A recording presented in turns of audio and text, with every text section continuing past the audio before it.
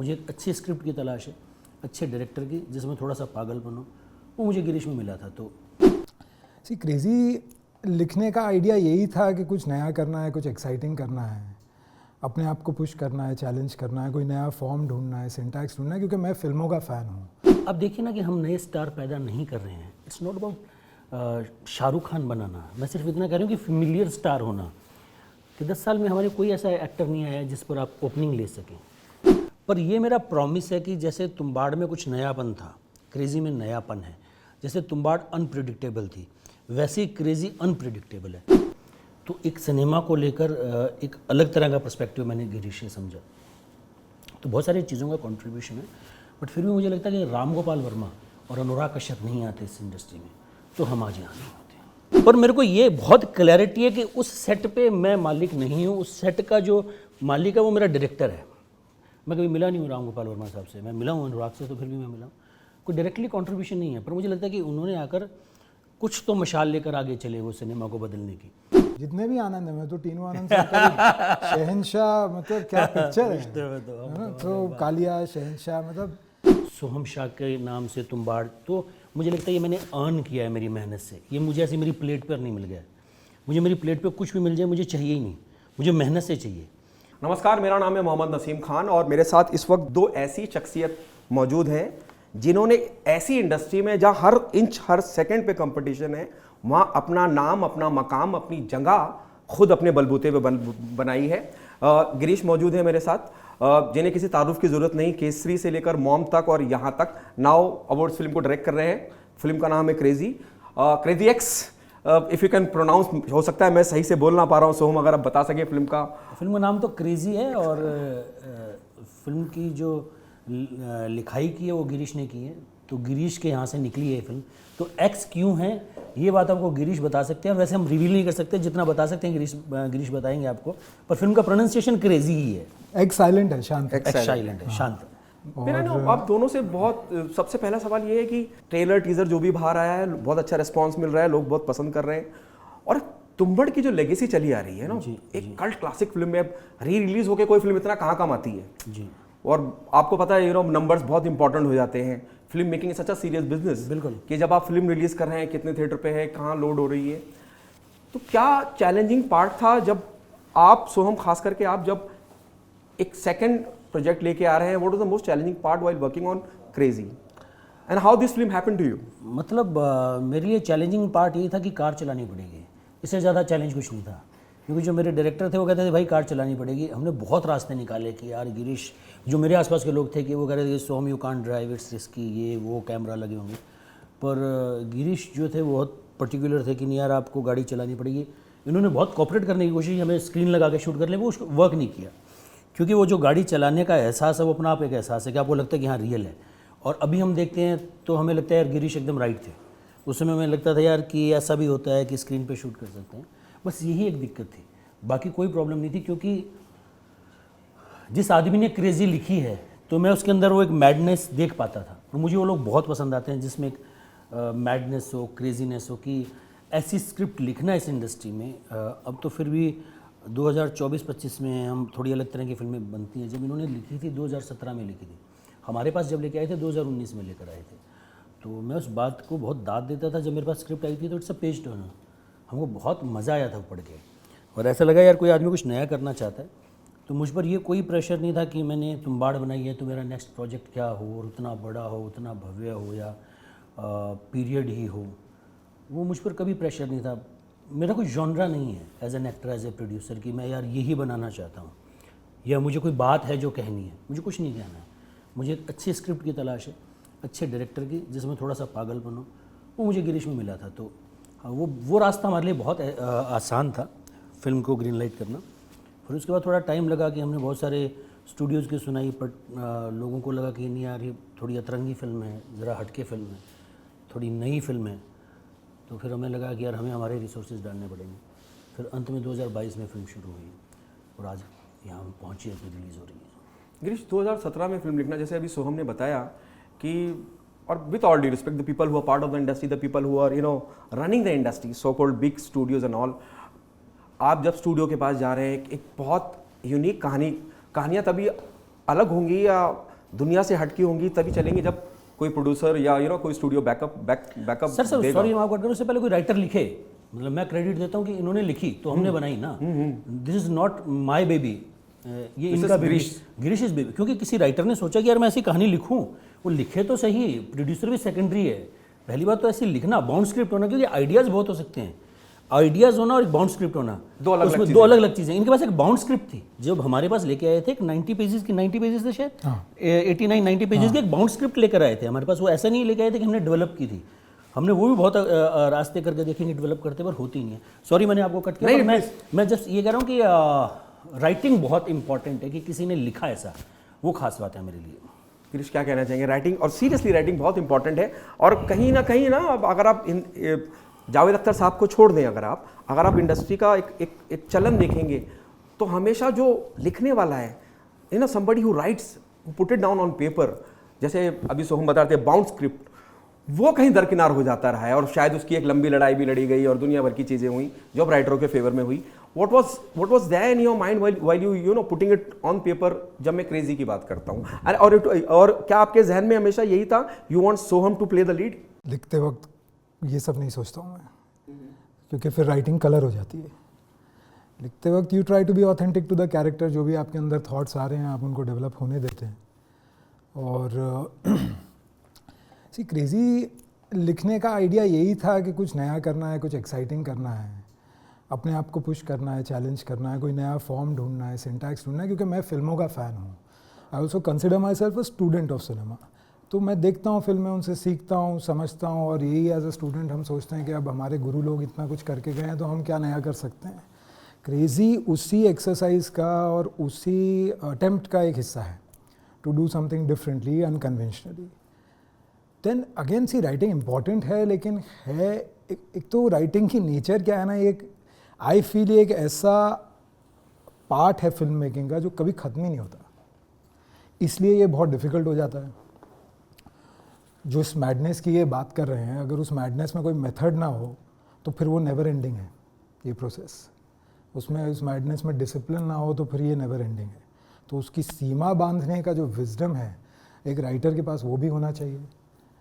और फिर eventually writing भले ही बहुत इंपॉर्टेंट हो, शायद सबसे इंपॉर्टेंट हो, I don't know, but eventually वो एक हिस्सा ही बन के रह जाता है फिल्म मेकिंग का, एक बहुत छोटा इवेंचुअली एक हिस्सा बन जाता है, क्योंकि फिल्म मेकिंग में और बहुत कुछ आ जाता है, धीरे धीरे जुड़ जाता है। क्योंकि राइटिंग ही अगर काफ़ी होता तो आप स्क्रिप्ट ही पब्लिश कर दो मार्केट में, लेकिन वो काफ़ी नहीं है उसको एलिवेट करने के लिए, या उस कहानी को उसकी जो है चरम सीमा तक पहुंचाने के लिए वो काफ़ी नहीं है, केवल स्क्रिप्ट, और बहुत कुछ चाहिए। जब राइटर खुद ही डायरेक्ट कर रहे हो तो मज़ेदार है। मैं तो अपने आप को कभी भी एज अ राइटर देखता नहीं था। ये तो इत्तेफाक है कि मैंने एक नॉवल भी लिखी है, कुछ फिल्में भी लिखी हैं, but I always saw myself as a director who writes for himself. जब मैं दूसरे डायरेक्टरों के लिए भी लिखता था तो मेरी फिल्में काफ़ी, मेरी स्क्रिप्ट्स काफ़ी डायरेक्टेड होती थी, the way they were written. तो मेरे लिए वो कोई इतनी डिफ़िकल्टी नहीं थी। In fact I have been looking forward to it. और मैं तो यही कहता हूँ कि 12th मैन को बैटिंग करने का चांस मिला है, क्योंकि हम तो पवेलियन में बैठे थे इतने सालों से, तो वो चांस इन्होंने दिया है हमें, राइट। तो हमारे कोच भी ये हैं, हमारे फ्रंट फुट प्लेयर भी ये हैं, है ना। सो हम क्या कहना चाहेंगे जब somebody like Girish was a fantastic writer, everyone knows about him, वो कहते हैं कि जो कोच ये है, इन्होंने हमें अपॉर्चुनिटी दी है कि चलो आप खेलो, एज ए डायरेक्टर खेलो, क्या कहना चाहेंगे? What's your take? और क्या आपका खुद का निजी दर्द भी निकल के आता है जब मैं बात करता हूँ इतनी, मैं फिर रिपीट कर रहा हूँ, इतनी बेहतरीन फिल्म तुम्बाड़ जैसी कल्ट क्लासिक फिल्म देने के बावजूद, इस इंडस्ट्री का हिस्सा होने के बावजूद, अभी भी स्टूडियो को और फाइनेंशियल फंडिंग के लिए जंग जारी है। कहाँ चूक रह गई, और कहाँ, क्या लगता है आपको कि इन चीज़ों, इन एरियाज़ पे इंडस्ट्री को काम करना चाहिए जहाँ इंडिपेंडेंट फिल्म मेकर आके अपने कंटेंट को लोगों तक पहुँचा सके? मुझे पहले बहुत दर्द होता था जो आप ये कह रहे हो कि यार तुम्बाड़ बनाई है, फिर भी हम कोशिश कर रहे हैं क्रेजी के लिए और हमें फंडिंग नहीं मिल रही है। पर मुझे आज की डेट में दर्द नहीं होता है, क्योंकि धीरे धीरे आप समझते हो इस बिज़नेस को, जो पैसे नहीं दे रहे हैं वो उनका अपना करेक्ट रीज़न है, वो एक डेटा पर, चीज़ों पर वर्क करते हैं। They want to play safe, they do not want to lose money. उनको गैम्बल नहीं करना है। जितने भी स्टूडियोज़ हैं उनको एक नंबर है, नंबर के ऊपर या कुछ प्रेसिडेंट चाहिए कि कैसे क्या वर्क करता है। तो मुझे पहले दर्द होता था, अभी दर्द नहीं होता। मुझे अभी ऐसा लगता है कि सिर्फ हमारे एक इकोसिस्टम की कमी है। जो मैं करना चाह रहा हूँ वो लेजिटिमेट चीज़ है, उसके लिए ऑडियंस है मुझे लगता है, पर हमारे इकोसिस्टम नहीं कि उतने प्यार से वो चीज़ बने और उतने प्यार से लोगों तक पहुंचाई जाए।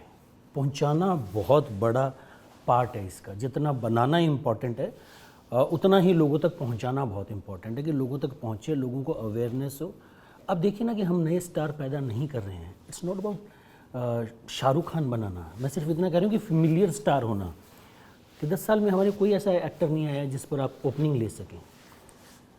आप कितना भी कंटेंट बना लो, एक फेमिलियर चेहरा है तो कंटेंट को सपोर्ट है कि वो कि जैसे वेस्ट में आपको ऐसे बहुत सारे एक्टर मिलेंगे कि टॉम क्रूज़ हैं या ब्रैड पिट या डिकैप्रियो हैं, तो बहुत ऐसे एक्टर भी हैं जिनके साथ आप एक बजट की फिल्म बना सकते हो। हमारे वो सिस्टम ही नहीं है। या तो आप जो पॉपुलर स्टार हैं उतने हैं, या उसके बाद कुछ है ही नहीं। फिर आप OTT के लिए फिल्म बना सकते हो, थिएटर के लिए फिल्म नहीं बना सकते हो। तो मुझे लगता है कि कोई स्टूडियो, कोई प्रोडक्शन हाउस उस दिशा में काम नहीं कर रहा है, और वो इकोसिस्टम हमारे यहाँ है नहीं। वो हो तो ये सब प्रॉब्लम्स नहीं हो। तो मुझे लगता है कि उसकी कमी है कहीं ना कहीं। जैसे आपने कहा कि अब लोग कैलकुलेटर पे ज़्यादा फिल्में बनाते हैं, उस जुनून और उस मोहब्बत से नहीं बनाते। जिस दौर में फिल्में बना करती थी, बिल्कुल। लोग अपने घर बार बेच के फिल्में बनाया करते थे। वो जुनून और वो श्रद्धा या वो प्यार था सिनेमा के प्रति। अभी you are saying the people are more on calculator. मतलब हमारे ना जब हम पढ़ाई किया करते थे ना, टेक्स्ट बुक में एक लाइन हुआ करती थी, व्यापार जोखिम का खेल है। ये एक लाइन हुआ करती थी। तो बिज़नेस कोई भी हो, और ये तो खासकर फिल्म मेकिंग बिज़नेस जो है वो थोड़ा सा है जोखिम वाला। और मुझे लगता है कि जब से स्टूडियो कल्चर आया है, हमारे प्रोड्यूसर्स ने जोखिम लेना बंद कर दिया है, तो वो पैशन कम हो गया। हर आदमी सेफ खेलना चाहता है। और सेकंड बात है कि आपका कुछ स्टेक पे नहीं है। एज ए प्रोड्यूसर इन्होंने एक्ट करना तैयार हो गए, मैं स्टूडियो, मैंने पैसे दे दिया, आपको टेबल पे प्रॉफिट, आपका कुछ स्टेक तो है ही नहीं ना। पहले वो प्रोड्यूसर हुआ करते थे कि हम स्टोरी सुनते थे, राज कपूर साहब ने बंगला बेच दिया, उनको गाना समझ में नहीं आया, रीशूट कर दिया। अब फिल्म मेकिंग वही है। फिल्म मेकिंग ऐसा नहीं है ना ये दीवार बनानी है, इसमें इतना सीमेंट लगेगा, इतना ईंट लगेगा, वो कैलकुलेशन नहीं है। कभी बैठा नहीं बैठा। जैसे छोटी सी बात बताता हूँ मैं, और इसमें स्ट्रांगली बिलीव करता हूँ कि एक हमारी जैसे फिल्म चालू हुई, एक शेड्यूल बना के 38 डेज़ 40 डेज़ उस हिसाब से काम चालू हुआ। पहले दिन मैं देख रहा हूँ सेट पे थोड़ी भागा दौड़ी है, सब में एक एंग्जाइटी है कि अरे आज का जो अचीव करना था वो अचीव नहीं हो पाया। तो मैंने गिरीश को कहा, मैंने कहा आप आराम से शूट करो, आप 5 दिन एज एन एक्टर मेरे खाते से ले लो। फिर जाके जो हमारे प्रोड्यूसर थे अंकित, मैंने उनको समझाया। बात इस स्टोरी की सिर्फ ये कि ये मेरी लर्निंग है, ये मैं समझता हूँ कि स्ट्रांगली समझता हूँ कि हर फिल्म में वो 5, 7, 10 दिन का ना एक बफर होना चाहिए। उससे आपकी क्वालिटी ना दिन रात का फ़र्क हो जाएगा। क्योंकि क्रिएटिव आदमी को आपको कहना पड़ेगा भाई तू आराम से शूट कर, तो ऐसा भागम, ये वो काम नहीं है ना कि भागम दौड़ी, जल्दबाजी में होने वाला काम नहीं। मतलब सीन अभी एक्टर ने डिलीवर नहीं किया, लाइट गई, चलिए 100 चीज़ें हैं ना, डायरेक्टर के हाथ में कोई हैं सब चीज़ें। मुझे लगता है कि वो 5, 7, 10 दिन का बफर हर फिल्म पर होना चाहिए। उससे फिल्म की क्वालिटी चेंज हो सकती है। और it's a business decision, it's not an passion and emotional decision. Passion है वो एक साथ में, इसके पैशन के साथ साथ मुझे लगता है इसमें कहीं ना कहीं एक बिजनेस भी इन्वॉल्व है कि मेरी फिल्म की क्वालिटी बढ़िया होगी तो आगे मेरी जर्नी आसान होगी। तो मुझे लगता है ये सब छोटी छोटी चीज़ें हैं जो करनी चाहिए कहीं ना कहीं प्रोडक्शन हाउसेस को। गिरीश सर, आपसे पूछना चाहूँगा, जब क्रेजी की मैं बात करता हूँ, क्योंकि आप डायरेक्ट भी कर रहे हैं, एक यू नो साइलेंट जिम्मेदारी बढ़ जाती है। एक ऐसा आर्टिस्ट, एक ऐसा एक्टर जो आपकी फिल्म को लीड कर रहा है, वो तुम्बड़ का हिस्सा रहा है। यू नो लोगों की एक्सपेक्टेशन भी रहती है। जब हम सोम शाक बोलते हैं तो अमूमन जहन में कहीं back of the mind Tumbbad चलता रहता है। It's not about me telling you, ask any you know aam aadmi, they'll tell you the same thing. तो क्या आपको कहीं वो यू नो उस बात को लेके जिम्मेदारी ज़्यादा बढ़ गई है, या you know little you know you are apprehensive about it? नहीं, देखिए वो एडवांटेज था मेरे लिए, क्योंकि तुम्बाड़ नहीं आती तो शायद मैं इनके पास नहीं जाता, है ना। तो तुम्बाड़ का कोई बैगेज नहीं था मेरे लिए। It was a pure advantage कि जिस आदमी ने तुम्बाड़ की है शायद वो इस कहानी को समझे, और जबकि मेरी कहानी का उससे दूर दूर तक कोई लेना देना नहीं है, उस जोन में ही नहीं है, उस जॉनरा में भी नहीं है। बट आप किसी का एस्थेटिक और किसी का एप्टीट्यूड और किसी का पैशन जज कर सकते हो फ्रॉम द कंटेंट। अभी भी हम जो ये सब बात कर रहे हैं ये सब बहुत अच्छी चीज़ है, बट असलियत तो 28 फरवरी को ही पता चलेगी कि हमारी हैसियत है क्या, हमारी पैशन है क्या, या हमारा हुनर है क्या, राइट। तो वो तुम्बाड़ देख के समझ में आया, जैसे इनको कुछ मुझ में दिखा, मुझे बहुत कुछ दिखा इनमें, राइट। तो मेरे लिए वो हमेशा एक एडवांटेज था कि जिस आदमी ने तुम्बाड़ बनाया है, भले ही कोई डिफरेंस ऑफ ओपिनियन भी हो हमारे में, मेरे लिए बहुत आसान था अपने आप को याद दिलाना इस आदमी ने तुम्बाड़ बनाई है, तो शायद इसको तेरे से ज़्यादा मालूम है ना। तो मेरे लिए वो हमेशा एक एडवांटेज था। और फिर एक बार जब हम क्रेज़ी कर रहे थे तो ब्लाइंडर्स ऑन थे, टनल विजन था, यही पिक्चर है और कुछ आई डोंट थिंक इनके भी वो जहन में था या ख्यालों में कोई बात थी तुम्बाड़ की, ना मेरे अंदर थी। हमारी जिम्मेदारी ये थी कि हमने जिस स्क्रिप्ट पे अग्री किया है हम उस स्क्रिप्ट को जस्टिस करें, और बड़ा मज़ा आया। काफ़ी एक्टिंग हम दोनों ने ही की। बहुत मज़ा आया। ये जो बात है ना कि जो गिरीश ने बात कही कि हमारा शुरू के जो फिल्म चालू होने से 5-7 दिन पहले ये था कि हो सकता है हम ना बनाएं फिल्म, अलाइन नहीं था हल्का सा, पर ये जो इन्होंने कहा लास्ट, इनका ट्रस्ट का कार्ड ये था कि यार इस आदमी ने तुम्बाड़ बनाई है तो ये आदमी कहीं ना कहीं समझता होगा। और मेरा ये था कि यार इस आदमी ने स्क्रिप्ट लिखी है, क्योंकि मैं बहुत सारी स्क्रिप्ट पढ़ता हूँ तो ऐसी स्क्रिप्ट होती नहीं है। जिस आदमी ने स्क्रिप्ट लिखी है तो उसको कुछ ना कुछ पता होगा।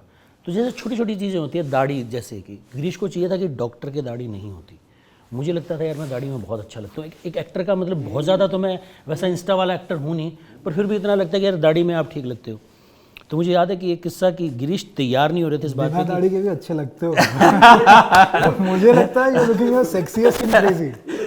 तो क्या हुआ कि गिरीश मान नहीं रहे थे, मैं हर तरीके से बहुत पुश कर रहा था कि आप मान जाओ, तो नहीं मान रहे थे। तो एक दिन 11-11:30 बजे की बात थी, ऑफिस में हम कहीं वर्कशॉप कर रहे थे साथ में, तो ये माने नहीं। तो मैंने कहा कभी प्रोडक्शन को कहा बुलाओ बाबर को बुलाया, याद है आपको गंगा भवन, वो उसने वहीं दाढ़ी साफ़ की और मैंने कहा जी हो गई दाढ़ी साफ़, अब बताइए आप।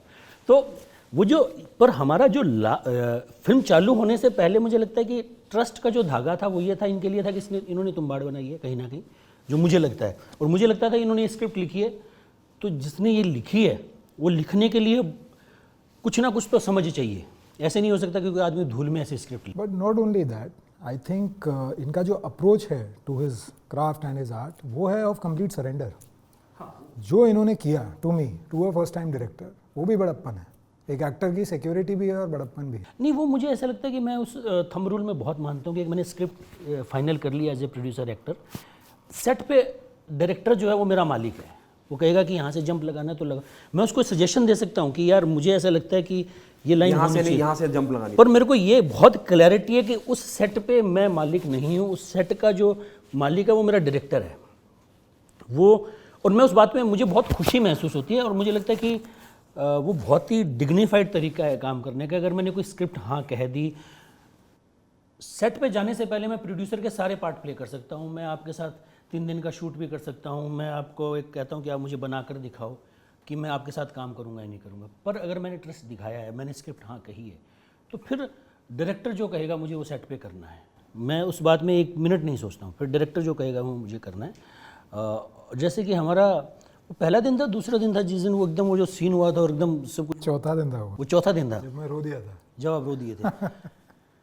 तो ये सब चलता है। फिर भी क्या होता है कि थोड़े से टीदिंग इश्यूज होते हैं, थोड़े मैं खुशी के आंसू थे वो। हाँ मुझे याद है। आया नहीं मुझे वैसे तो अंडरस्टैंड नहीं करना। तीसरा चौथा दिन था, और वो जो लोकेशन हमने शूट की है, फिल्म में आपको ट्रेलर में दिखता भी होगा कि एक गाड़ी कहीं रुकी हुई है, जो टीज़र में भी दिखता है, वो हमारी सबसे सुंदर लोकेशन थी।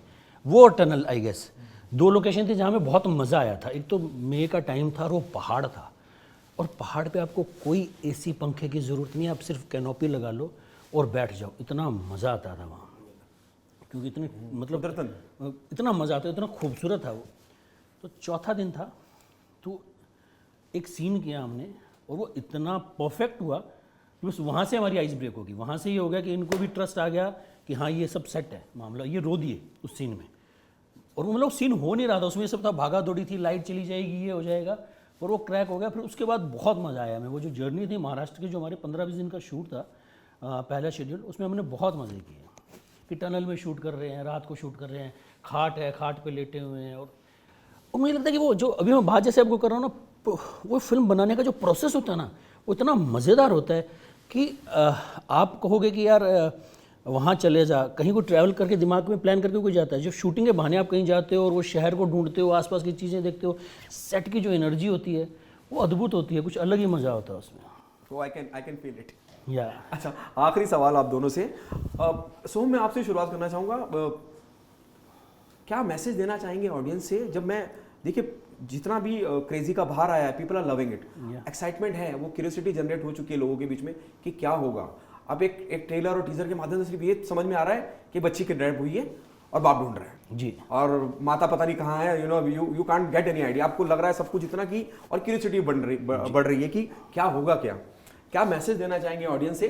The people who love you because of Tumbbad and other body of work you have done in the cinema, why they come and be a part of crazy? I think जैसे तुम्बाड़ में हमने एक हॉरर जॉनरा में जाके कुछ नया करने की कोशिश की थी, वैसे ही क्रेजी में हमने थ्रिलर में जाके कुछ नया करने की कोशिश की है। और डेफिनेटली तुम्बाड़ नहीं है ये फिल्म। तुम्बाड़ पीरियड फिल्म थी, क्लासिक स्ट्रक्चर था, 3 जनरेशन की स्टोरी थी। क्रेजी एक दिन की कहानी है।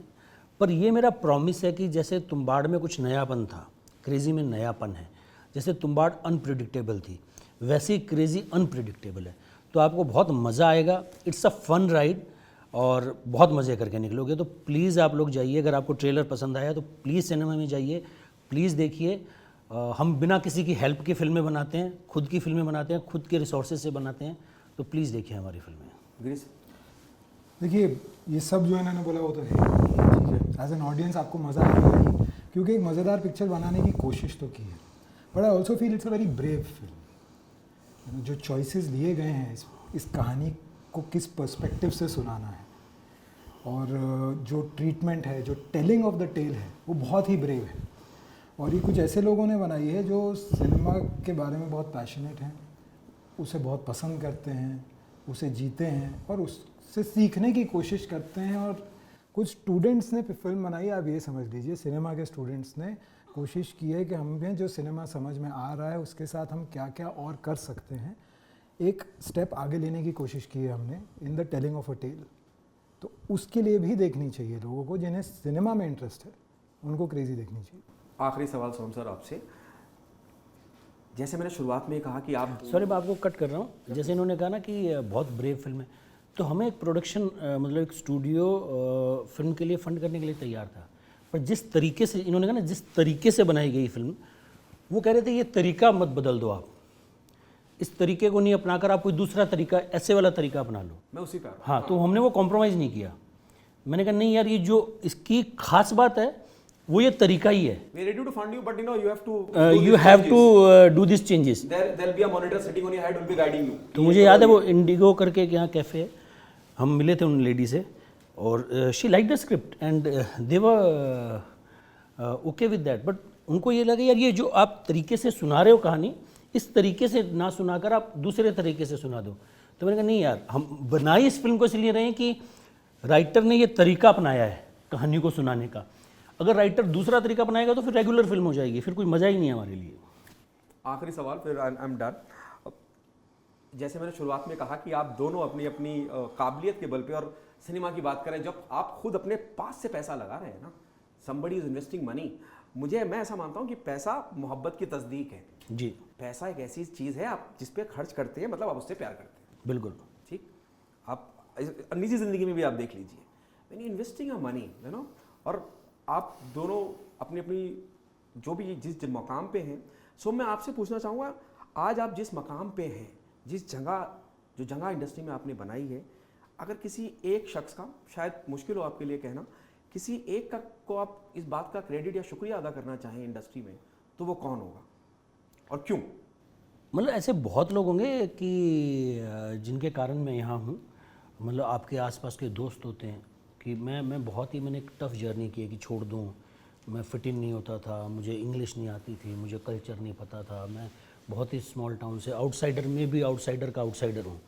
तो वो सब एक प्रॉब्लम रही है। तो उसमें बहुत सारे लोगों ने सपोर्ट किया है, मेरी वाइफ का बहुत सपोर्ट रहा है, मेरे दोस्तों का, आसपास के दोस्तों का बहुत सहयोग रहा है, बहुत सपोर्ट रहा है। मेरे आसपास के जो लोग हैं, जैसे उनसे बहुत सीखा है। जैसे गिरीश से मैंने बहुत कुछ सीखा।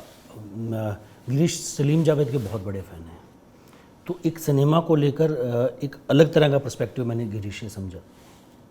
तो बहुत सारी चीज़ों का कंट्रीब्यूशन है। बट फिर भी मुझे लगता है कि राम गोपाल वर्मा और अनुराग कश्यप नहीं आते इस इंडस्ट्री में तो हम आज यहाँ नहीं होते, क्योंकि वो आए, उन्होंने एक नए सिनेमा की शुरुआत की। नहीं तो उससे पहले सिनेमा बहुत ही अलग तरह का बन रहा है। अमिताभ बच्चन है और मिथुन मतलब, चक्रवर्ती हैं, तो हीरो बहुत लंबा है, तो लंबा चौड़ा हो। वो अलग तरह के हीरो थे। राम गोपाल वर्मा की फिल्म के हीरो अलग आए, अनुराग कश्यप की फिल्म के हीरो अलग आए, फिर उनसे कुछ और निकले, फिर उनसे कोई और निकले। मेरा कोई डायरेक्ट मैं कभी मिला नहीं हूँ राम गोपाल वर्मा साहब से, मैं मिला हूँ अनुराग से, तो फिर भी मैं मिला हूँ, कोई डायरेक्टली कंट्रीब्यूशन नहीं है। पर मुझे लगता है कि उन्होंने आकर कुछ तो मशाल लेकर आगे चले वो सिनेमा को बदलने की, जिसकी लॉ यहाँ तक पहुँच रही है। जी, मैं भी कुछ ऐसा ही जवाब देने वाला हूँ और चाहता हूँ। मुझे इनको तो थैंक यू बोलना ही पड़ेगा, क्योंकि मैं इन्हें कहता भी हूँ, सनी के पब्लिक में कह रहा हूँ कि he is an asset to Indian cinema. जो इनके चॉइसेस हैं और जो इनके फिल्मोग्राफी है वो बहुत ज़रूरी है इंडियन सिनेमा के लिए। तो वो यही कर रहे हैं और कोई कर नहीं रहा है, तो मेरे लिए तो सबसे बड़ा थैंक यू इनको ही है। इन्होंने जो नाम लिए वो भी अनिवार्य हैं, लेकिन मुझे लगता है कि बहुत लोग हैं, गुरु लोग हैं जिन्होंने नींव रखी है इस इंडस्ट्री की, और जो हमारी एक हिंदुस्तानी डीएनए है स्टोरी टेलिंग की। राइट। को शुरुआत तो होती है वेद व्यास जी से, वहाँ से ही कहानियों की शुरुआत होती है हमारे लिए। लेकिन जो रिसेंट पिछले 80-100 साल में जो हमारी फिल्म इंडस्ट्री ने नींव रखी है, चाहे राज कपूर साहब का नाम लिया, इन्होंने विजय आनंद जी हैं, वी शांताराम हैं, मोर रिसेंटली गुरुदत्त साहब हैं, सलीम जावेद साहब हैं, और मेरे लिए तो रिसेंटली ये सब लोग, राजकुमार संतोषी जी, सुभाष घाई की फिल्में, मुकुल आनंद हैं, जितने भी आनंद हैं, मैं तो तीनों आनंद से शहंशाह, मतलब क्या पिक्चर है ना। तो कालिया, शहंशाह, मतलब आई थिंक कालिया भी टीनू सर की है। हाँ, अच्छा, ये सब ग्रेट फिल्में कर। आनंद तो जितने थे, देवानंद साहब से लेके सिद्धार्थ आनंद तक, मुझे लगता है कुछ ना कुछ कंट्रीब्यूट कर ही रहे हैं, तो आनंद ला रहे हैं इंडस्ट्री में। तो आई थिंक ये सब लोगों ने नींव रखी है और हम उसको एंजॉय कर रहे हैं। ये कोई नहीं होता तो, और राम गोपाल वर्मा सर भी उसमें एक हैं, और बहुत सारे नाम है, मणिरत्नम सर हैं। मैं तो विशाल जी, गुलजार साहब को भी इसी लिस्ट में गिनता हूँ, और इन लोगों के साथ काम करने का मौका हम दोनों को मिला, हमें कुछ सीखने को भी मिला। तो ये बहुत बड़ी लिस्ट है, हम इसमें छोटा सा कंट्रीब्यूट करने की कोशिश कर रहे हैं। I am sorry, the last one.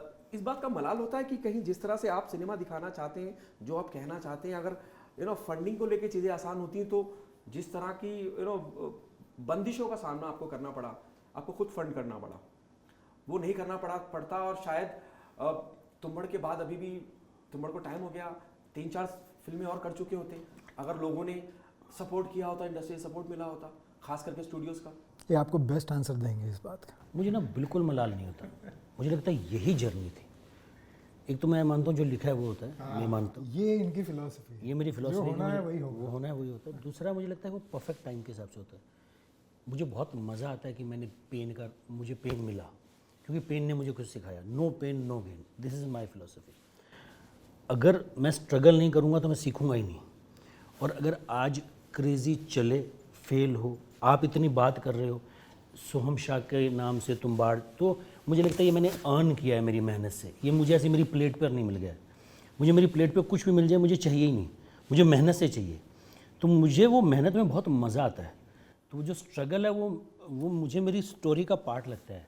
मैं अपनी बायोग्राफी को भी बाहर से देखता हूँ तो मुझे लगता है कि हाँ यार, ये मज़ेदार है कि किसी ने पैसे नहीं लगाए, फिर आपने कुछ प्रॉपर्टी बेची, आपने मतलब 2019 में ही हमने, गिरीश ने स्क्रिप्ट सुनाई थी, मुझे लगता है दूसरे तीसरे दिन हमने आपको साइन कर लिया था कि हाँ कि हमें ये फिल्म पसंद है, हम करने वाले हैं। उसके बाद हमने बहुत स्टूडियोज़ के चक्कर लगाए पर किसी ने पैसे दिए ही नहीं। फिर 2022 में मैंने कुछ रिसोर्सेज इकट्ठे करके फिल्म चालू की। तो मुझे वो स्टोरी मतलब बहुत मज़ेदार लगती है, मुझे बहुत यूनिक जर्नी लगती है। तो मुझे कोई मलाल नहीं है कि किसी ने सपोर्ट किया, किसी ने नहीं किया। जिसको सपोर्ट करना चाहिए था उसने सपोर्ट किया, वो है ऑडियंस, वो है आप जैसे लोग, क्रिटिक्स, जिन्होंने तुम्बाड़ को इतना प्यार दिया, ऑडियंस ने इतना प्यार दिया कि 6 साल अमेज़ॉन प्राइम पर फिल्म है, यूट्यूब पर फिल्म है और वो री रिलीज़ में सबसे बड़ा नंबर करती है। तो इससे बड़ी बात क्या हो सकती है? तो देर आए दुरुस्त आए, मुझे लगता है। अब सोचिए कितनी बेहतरीन फिल्म और कितना कॉन्फिडेंस होगा मेकर्स के पास जब वो कहते हैं कि मलाल नहीं है। बहुत बहुत शुक्रिया आपका सोहम, गिरीश, बहुत बहुत शुक्रिया। और हम चाहेंगे कि ऑडियंस आए और इस फिल्म को ज़रूर देखे, क्योंकि ये यहाँ से है, यहाँ से नहीं। फिलहाल के लिए इतना ही। अल्लाह हाफिज़। Thank you. Thank you.